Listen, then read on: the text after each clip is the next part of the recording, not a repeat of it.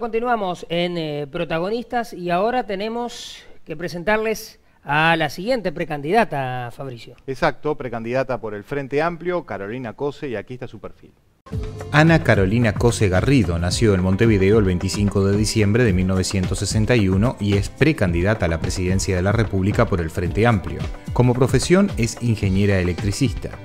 Fue una de las referentes de la implementación de la tecnología STM, Sistema Transporte Metropolitano de la Intendencia de Montevideo. Políticamente es afín al MPP y fue presidenta de Antel entre mayo de 2010 y febrero de 2015.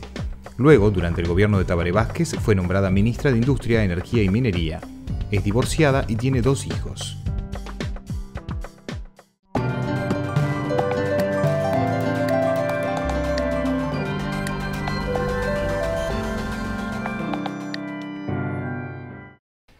Bienvenida, muchas gracias por estar con nosotros, ingeniera Cose, en esta recta ya firme de campaña hacia la interna. Así es. Bueno, el gusto es mío, ¿verdad? Bueno, ¿cómo la viene tratando la campaña? Por ser mujer, ¿en algún momento se sintió discriminada? No, mira, yo siempre estoy con el afán de superar, y digamos, en ese camino que toda mi vida ha sido así, y en el cual mi familia y mi hogar me han acompañado, y de hecho es por esa educación que bueno, que uno va para adelante y va superando las cosas. A veces me doy cuenta de esas cosas, pero después que pasan, en el momento lo ignoro, no ando perseguida con eso. Pertenece a un sector muy fuerte dentro de la fuerza política que gobierna Uruguay hace ya 3 periodos, y que imagino eso también tiene un peso importante para una campaña, más al provenir de un sector dentro del Frente Amplio que ocupó el primer lugar como presidente de la República, José Mujica, en el pasado periodo. Usted, al pertenecer a ese sector, el hecho de los cuestionamientos que se hacen a la gestión de Mujica y demás, ¿son en este momento un escollo dentro de la campaña? ¿Son una dificultad? Varias cosas. Yo no pertenezco al MPP. El MPP me ha apoyado y me parece, me llena de orgullo porque son queridos compañeros con los que he trabajado mucho. Quisimos decir que pertenecen en esta instancia como claro, pero para la gente es importante. Para la gente es importante porque me parece importante aclarar eso. Ellos me han apoyado junto con otros sectores y una gran cantidad de gente independiente que no tiene sector, o incluso gente de cualquier sector del Frente Amplio. Creo que el MPP es un grupo muy importante, lo respeto muchísimo, como a todos los grupos del Frente Amplio. A mí me parece que para los Frente Amplistas es muy importante reconocer la importancia de la unidad y esa unidad ejercerla, no solo declararla, sino ejercerla porque es la principal herramienta del Frente. Yo creo que los 3 gobiernos del Frente Amplio han generado avances importantes y complementarios para el Uruguay. También creo que quedan cosas por hacer, pero siempre quedan cosas por hacer. Y lo importante es la visión que uno tenga y los antecedentes que tenga. Y si yo agarro los 3 gobiernos del Frente Amplio y me fijo en los antecedentes, en lo que realmente han hecho, la verdad que han cambiado el país. El primer gobierno del doctor Tabaré Vázquez empezó con un plan de emergencia que sacó a cientos de miles de ciudadanos de la pobreza, generó la reforma de la salud, generó el plan Ceibal y generó cambios en la política económica que realmente lograron aprovechar una situación internacional de precios de los commodities favorable. El gobierno de Pepe Mujica continuó esos trabajos, generó una agenda de derechos que nos distingue en el mundo nos mira con atención en todos los derechos ganados, desde las mujeres que se pudieron jubilar porque pudieron computar 1 año por hijo, la gente que recuperó la visión, más de, no sé, decenas de miles de personas que volvieron a ver, todos los beneficios que tuvieron cónyuges y concubinas que antes no tenían derecho de los beneficios sociales, una gran, y sobre todo mantener una política de aumento del salario real junto con el aumento de la riqueza, lo cual quiere decir que se distribuyó mejor. Y el tercer gobierno del Frente Amplio, el segundo gobierno del doctor Tabaré Vázquez, ha logrado demostrar que frente a condiciones internacionales complejas, difíciles, que hasta en términos económicos se podrían catalogar como viento en contra, el país no va con el viento y sigue avanzando, con dificultades, pero se continúa el avance. Así que para mí el Frente Amplio tiene una gran credibilidad, porque no solo formula propuestas que están alineadas con los intereses de las personas, del ser humano, sino que además las cumple. Y la prueba está en todo lo que estoy diciendo, ¿verdad? El ámbito educativo. Usted ha estado visitando la UTEC, ha sido partícipe, hemos conversado en este medio allí. ¿Qué rol tiene que jugar? ¿Está en crisis la educación? Es una pregunta un tanto amplia, pero digo, la UTEC es una creación, si se quiere es una iniciativa de Mujica que se fue trabajando y que surgió acá en Fray Ventos. Por eso preguntamos por la UTEC. Pero el ámbito educativo, ¿hay crisis en la educación también? Mira, yo creo que la educación no es que está en crisis, vamos a analizarlo con cuidado, sino que está, y creo que permanentemente está, solo que ahora nos damos cuenta mejor, en una encrucijada, siempre está en una encrucijada la educación, porque la educación es un proceso fermental que nunca se termina. ¿Por qué no está en crisis? Tú mismo acabas de en la pregunta formularme una pista que me olvidé de decirte del segundo gobierno, del gobierno de Pepe Mujica. La descentralización de la universidad. Hace unos años nunca nos íbamos a imaginar 2.000 estudiantes universitarios en Tacuarembó. La universidad en Tacuarembó, la universidad en Salto, en Rivera, en Rocha, en Maldonado, en Paysandú, en fin. La UTEC, eso es la Universidad de la República. La UTEC en todo el interior, los polos tecnológicos de UTU. Eso es un avance muy importante que ha tenido el Uruguay y también ha tenido otros en educación. La cantidad de infraestructura locativa que se ha construido no tiene precedentes en la historia del Uruguay. Pero se enfrenta a encrucijadas, porque el mundo de la producción cambió y en realidad el mundo de la producción y el mundo de la educación están fuertemente vinculados. Y tenemos que entender esa vinculación. Fuertemente vinculados, hay una postura que es educar para lo que el mercado necesite. Yo no estoy de acuerdo con esa postura. Yo creo que la educación trasciende las necesidades del mercado, pero además creo que cuando uno piensa en educar para el trabajo, tiene que haber una relación bidireccional entre lo que uno se imagina que debe ser la producción nacional y cómo educa. Pero sí hay una gran cantidad de cosas que se pueden mejorar en la educación, enorme cantidad de cosas. ¿Hay algo que los tiene nerviosos acá? No, tranquila. Y que no son objeto de recursos, ¿o sí? No, no necesariamente. No necesariamente. Porque también se cuestiona de la oposición que, bueno, que los recursos en la educación estuvieron, que en el Parlamento se votaron las ampliaciones de presupuesto, que el dinero estaría, pero los resultados no terminan siendo los esperados. Mira, a mí no me gusta manejarme con eslóganes o frases cortas. Yo, hay un dicho que creo que tiene como 90 años ya. Es una frase famosa, que dice, siempre para una situación compleja hay una frase clara, simple y equivocada. O sea que hay que tener cuidado con esas cosas, ¿no? Eso no es así, porque a mí me parece muy bien que la educación haya tenido recursos, y nunca son pocos los recursos para la educación, porque la educación nos trata de armar con las herramientas más valiosas para la vida, que son la capacidad de pensar y de razonar. Así que nunca es suficiente. Pero también los invito a los televidentes a pensar la enorme cantidad de cosas positivas que han surgido en centros de estudio de acá. Yo estoy segura que han habido experiencias, porque he conocido muchas de otros lugares, y de acá seguramente también, que han habido experiencias innovadoras en los centros educativos, de cualquier nivel, que han ganado premios. Yo misma vine a dar un premio de eficiencia energética por acá, estoy casi segura. Sí, en el liceo. Es verdad, ¿viste? Entonces, hay que saber reconocer los signos promisorios, y hay que detectar las trabas para que esos signos de promesa se multipliquen. Yo creo que hay algunas trabas. Por ejemplo, yo creo que tendríamos que tender a que los centros educativos tuvieran un poco más de libertad para llevar adelante la currícula.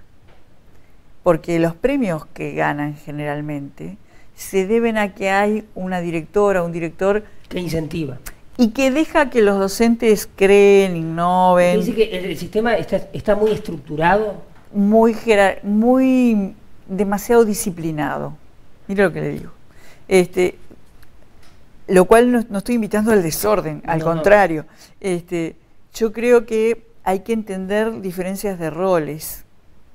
Yo preferiría una educación que tuviera líneas conceptuales muy claras, muy precisas y de alto nivel, y que diera un poco más de libertad a los centros educativos, que son los que están en el territorio, que son los que conocen a los gurises, que son los que saben en qué barrio están, en qué localidad están, en qué pueblo están, para adaptar esa indicación general y darles más libertad.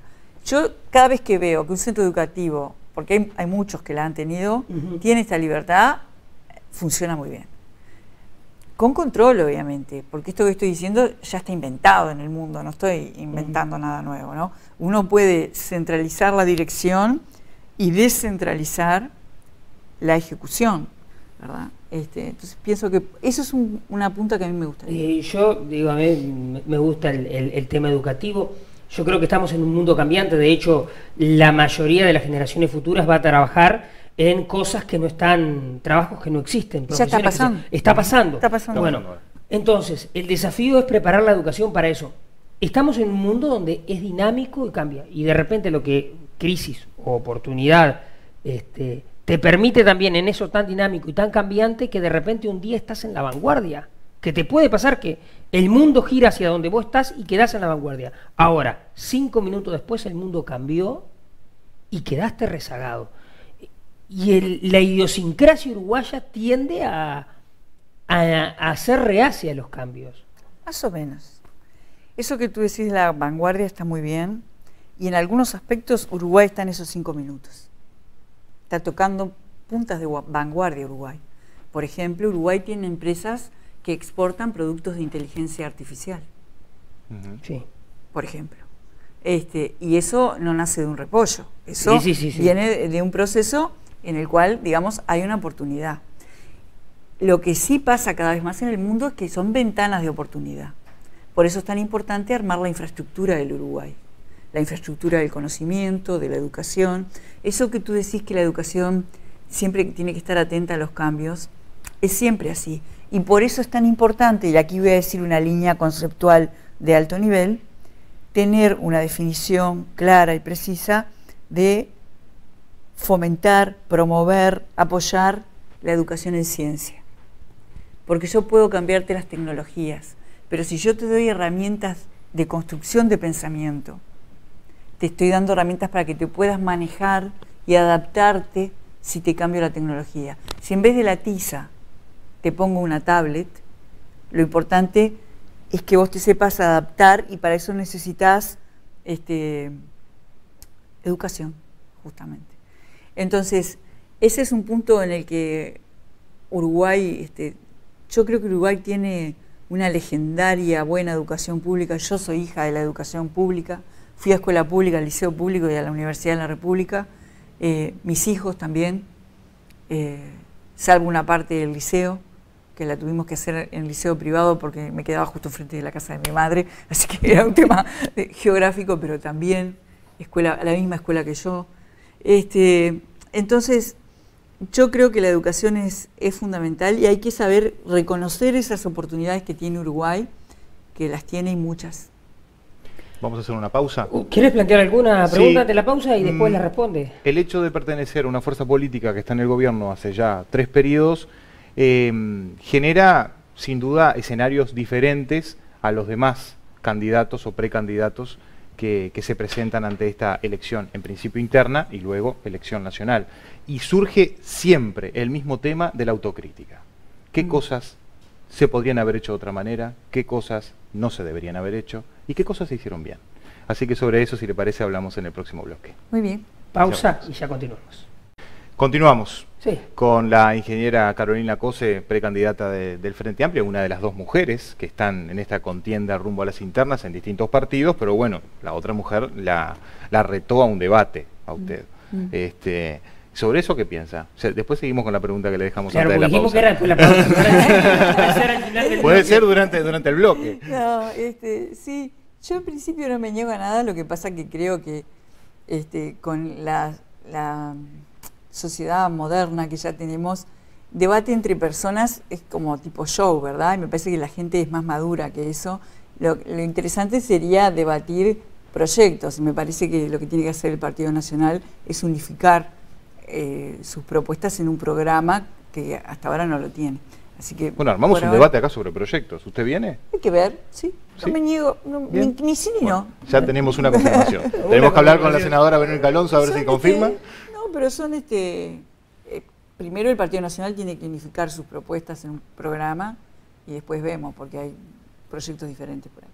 Pero bueno, decíamos antes de la pausa que bueno, al pertenecer a la fuerza política que actualmente está en el gobierno, al igual que los dos periodos anteriores, se le presenta a usted un escenario diferente, en donde además de propuestas para adelante, tiene que, en cierta forma, defender o, en este caso, recibir la crítica de los demás y tal vez hacer una autocrítica de cosas que, con el diario del lunes, uno puede llegar a analizar de distinta manera y decir, bueno, esto tal vez, si lo hubiéramos hecho de esta otra forma, hubiera salido mejor, hubiéramos esperado otro resultado, no nos dio el resultado que esperábamos. ¿Qué pasa por la autocrítica? ¿Hay algún tema sobre el que usted cree que podrían haberse obtenido diferentes resultados si se hubieran hecho de otra manera? Siempre, ¿no? Siempre. Después que las cosas se hacen, siempre es bueno revisar y ver cómo se podrían haber hecho mejor. Partimos de la base de que para equivocarse hay que hacer algo. Sí, un amigo mío decía, el que camina se ensucia los pies. Yo, con la trayectoria de los gobiernos del Frente Amplio, siento que tenemos una enorme ventaja porque tenemos la demostración acá nomás, en estos 15 años, de todo lo que hablábamos al principio, ¿no? Que el Frente Amplio hizo formulaciones en los 3 periodos y nadie puede decir que no trabajó por ellas. Capaz que no las cumplió totalmente, capaz que hubiéramos querido y seguimos queriendo cambiar, ir a más, ser más profundos en algunos temas, pero lo que no se puede decir en ningún tema es que el Frente Amplio no hizo nada, pero ni en el Ejecutivo ni en el Legislativo. Así que yo en eso me siento bien con el Frente Amplio. La verdad que me da como orgullo, porque es un partido que después que llega al gobierno no se olvida de lo que dijo, lo hace. Capaz que nos gustaría que lo hiciera mejor, o que en algunos casos hiciera más, pero ¿por qué no se había reformado el sistema de salud antes? Si siempre estaba en crisis, siempre estaban a punto de fundirse. ¿Y qué pasó? Vino un gobierno del Frente Amplio, ¿y cómo lo logró? Y lo logró. Nadie puede negar los cambios fundamental que hubo en el sistema de salud. ¿Se pueden mejorar cosas? Por supuesto, yo tengo propuestas para mejorarlo, pero estoy poniendo ese ejemplo, ¿no? En su gestión, por ejemplo, del 2010 al 2015 al frente de Antel, ¿hay cosas que usted cree que se podrían haber hecho de otra manera hoy? También, sí, se podrían haber hecho mal. O sea, ¿se hicieron todas bien? No, pero ¿por qué tenemos que ir siempre hacia lo negativo? Yo soy ingeniera y tiendo a ver siempre el vaso medio lleno, porque tiendo a solucionar las cosas. Seguro. Digo, yo creo que la llegada de la fibra óptica a prácticamente a todos los hogares fue un avance importante. Sí. Eso es algo para destacar. Eso es parte de la vanguardia que hablábamos recién. Si no tuviéramos eso...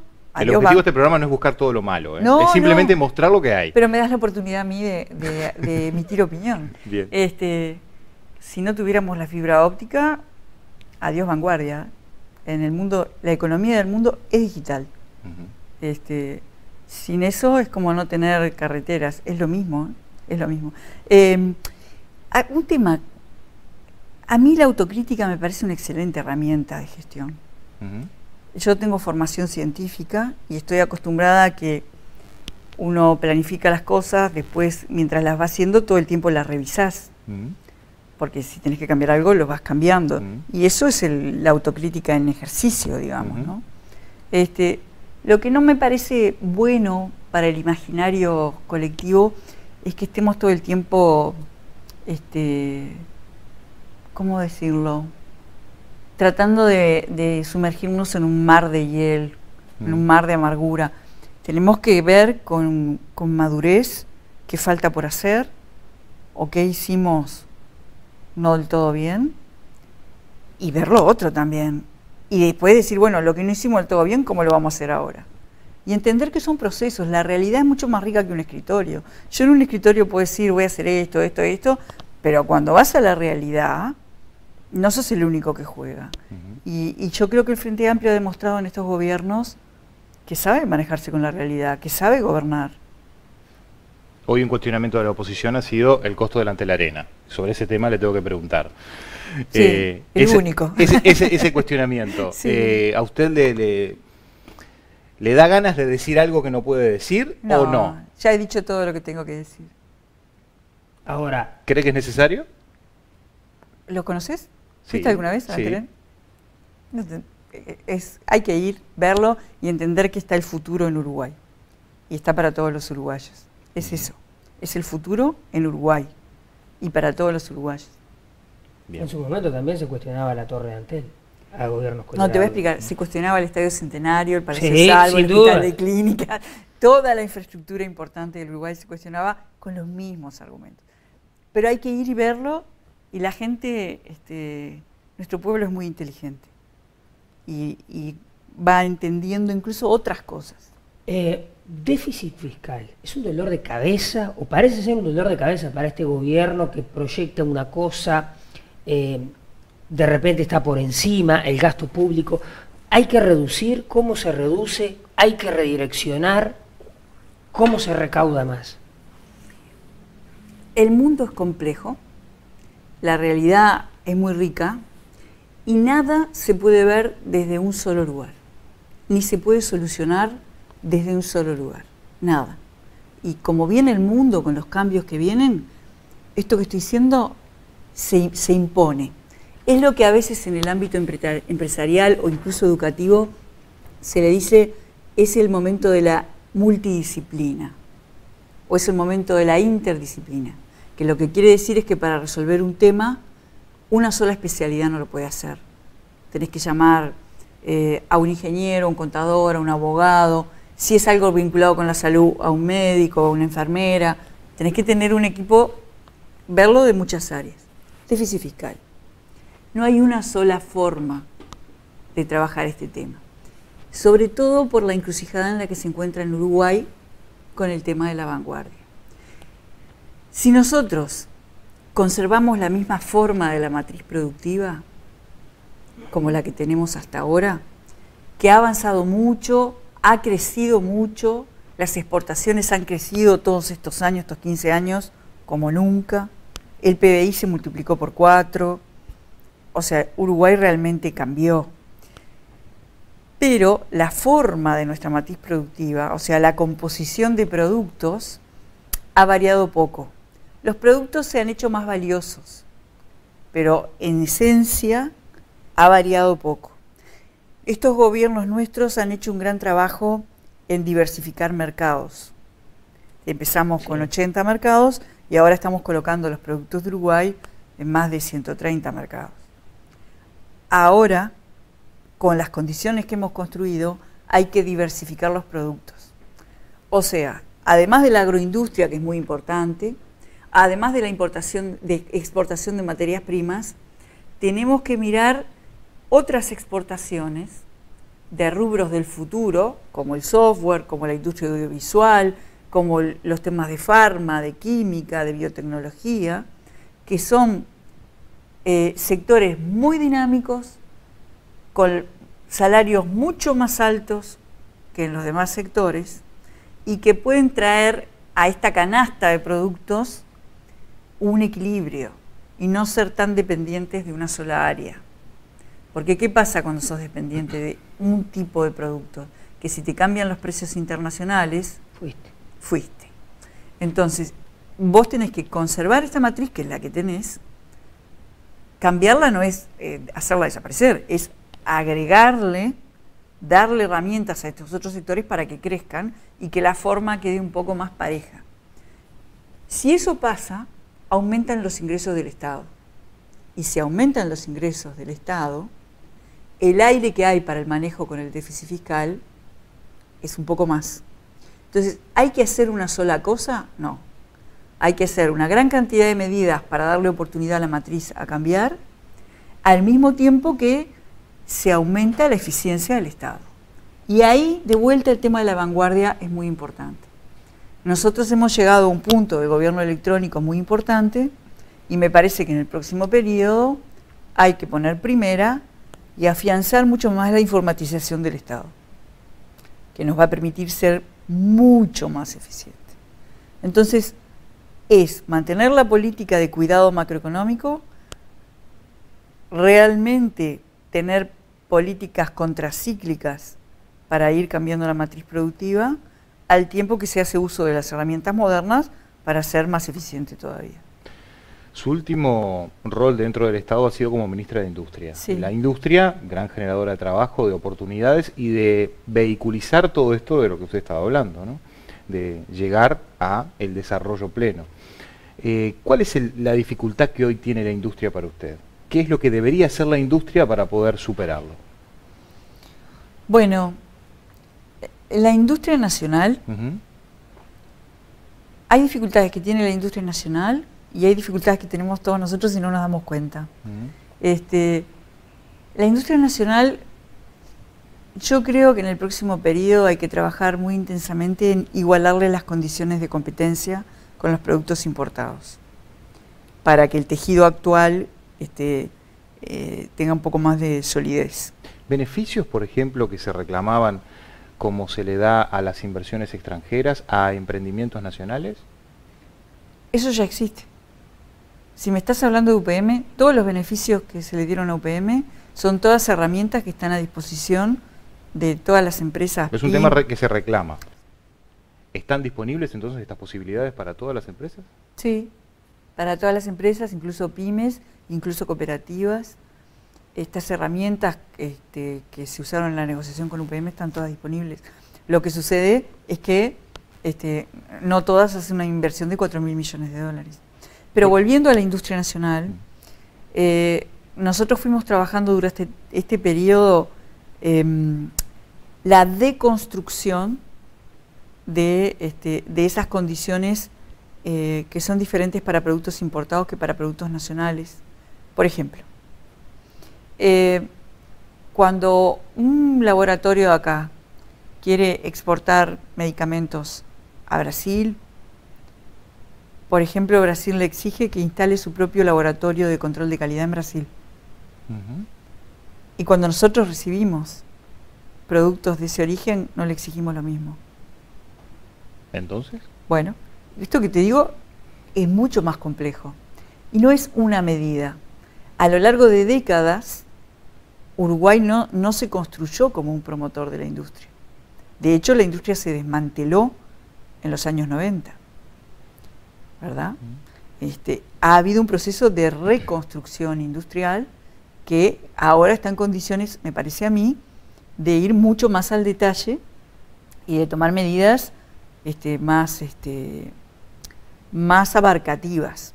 Entonces yo creo que eso es algo que hay que hacer en el próximo periodo, porque además los rubros son tan específicos, las realidades son tan distintas. Es muy duro, por ejemplo, el rubro textil, donde es un rubro que en el mundo tiene dificultades compitiendo contra China. Sí, claro.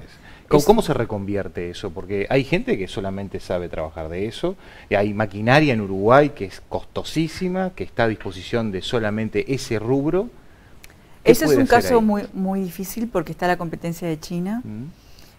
Igual acá hay gente que se ha reconvertido, siempre encontrando un nicho. El comercio electrónico es una gran ventaja para esa gente que se quiere reconvertir, porque no importa que esté produciendo en cualquier lugar del Uruguay, puede vender sus productos igual, sin tener que depender de otro.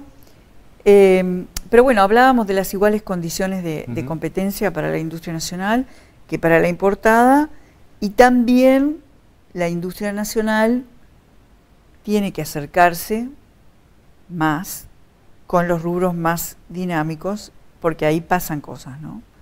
Y también, lo que decía al principio, todas las uruguayas, los uruguayos, en nuestro imaginario colectivo, por ejemplo, a veces te dicen, cualquiera puede decir, hay que comprar productos nacionales, y otro le agrega, sí, pero que sean de buena calidad, ¿verdad? Sí, es verdad. Viene de la mano eso. Viene de la mano. Lo importado, por lo general, uno tiene el ideario de que es mejor. ¿Verdad? En el imaginario colectivo tenemos que la industria nacional es de segunda, no es. No, no es así. No es. No es así. No es. Entonces, también tenemos que trabajar la comunicación entre nosotros para, cuando vamos a un supermercado. Bueno, estaba el eslogan del compra el trabajo uruguayo. Por ejemplo, es muy difícil ubicar un producto nacional en el supermercado. Nosotros en el Ministerio estábamos trabajando un programa de sello nacional, sello industria nacional, que se sigue trabajando para que sea fácil para los consumidores. Bueno. Seguir en esa línea. Sí, en esa sí. Bien. Bueno, se nos está yendo el tiempo. Un gusto tenerla acá. Y bueno, si llega a ser candidata, le invitamos nuevamente. Ya hay más de fin. Ya está, me imagino que la agenda ya anótenos. Bueno. Entonces, cuando vuelva a Fray Bentos, si le toca hacer en el rol de la presidencia o vicepresidencia, ¿aceptaría un rol de vicepresidencia? Ahora estoy compitiendo para la presidencia y tengo toda mi energía en eso. Bien. Pero yo soy Frente Amplista y el Frente Amplio... Lo que pide el Frente Amplio... Lo que definamos en el Frente Amplio. Perfecto. Bien. Entonces no va a faltar oportunidad de estar nuevamente con Carolina Cose, hoy precandidata a la presidencia de la República. Muchas gracias.